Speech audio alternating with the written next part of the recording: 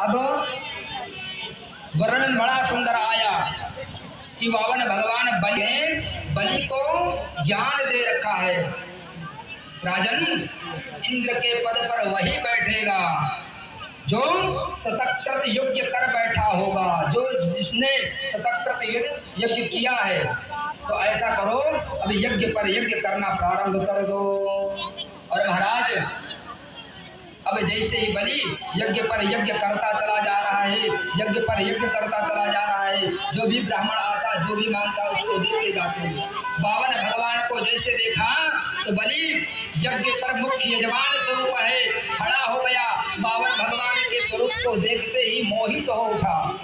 आज तक ऐसे ब्राह्मण के झांकी का दर्शन नहीं किया है, क्योंकि भगवान तो साक्षात नारायण स्वरूप है ना। और जैसे ही आज बावन भगवान को देखा तो बलि अपने आप को रोक ना सका, ब्राह्मणों के संग में आया, बावन भगवान का स्वागत करता है और कहता है, स्वागतम ते नमस्तुभ्यं ब्रह्मन् किं करवामुते ब्रह्मर्षीणां तपः साक्षात् मन्ये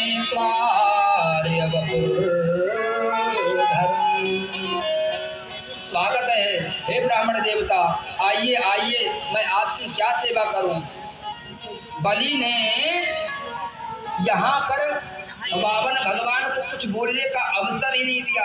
अरे कहो तो आपका विवाह करवा दे, हे ब्राह्मण देवता, ब्राह्मणी कन्या को ढूंढ करके आप बावन अंगुल के हैं, तो बावनी कन्या से आपका विवाह करवा दे। कहो तो आपके लिए सुंदर सा महल बनवा दे, कहो तो आपके लिए अच्छे अच्छे सैनिक दे दे, उसके घर में सब आपकी रक्षा करेंगे।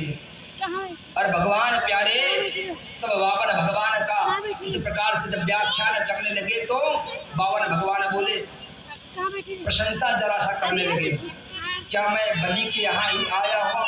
भाई कुछ चाहिए ना, यदि आपको किसी से कुछ लेना है तो आप उनकी प्रशंसा करते हैं, है ना, झोंकुआ प्रशंसा करेंगे। और जब आपने प्रशंसा किया तो भूल जाएंगे, और जब प्रसन्न हो जाएंगे तो फिर आपको कुछ भी दे सकते हैं। और आज के समय में यदि सबसे कुछ मीठी चीज है तो वो प्रशंसा है ना भैया।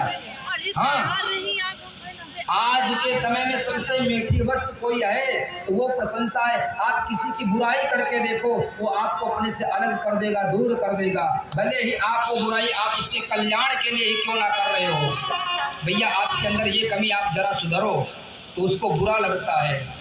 आप उसकी झूठी प्रशंसा कर दो, वो आपको अपना भगवान समझ बैठता है। ये तो मेरे बड़े शुभचिंतक हैं, ऐसे प्रशंसा करने वालों से, ऐसे चाटुकारों से जरा दूर रहना भैया।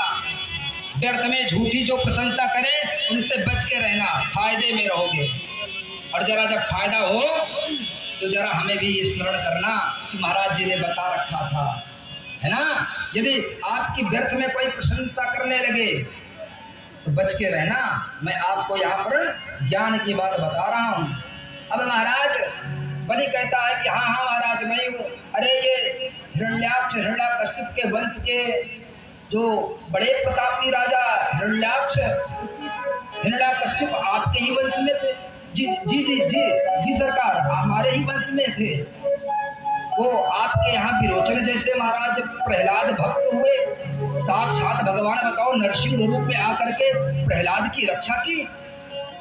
अरे इतने वो बलवान, इतने उनके अंदर अत्यधिक शक्ति कि भगवान नरसिंह को अलग सा रूप बना करके आना पड़ा। आप उन्हीं के वंश के हैं। जी जी जी। जब इस प्रकार से कहने लगे तो बलि तो बड़ा प्रसन्न है, कहता महाराज व्यर्थ की बातें छोड़ो, आज आपका स्वरूप देख करके मैं बड़ा प्रसन्न हूँ, आपको चाहिए क्या?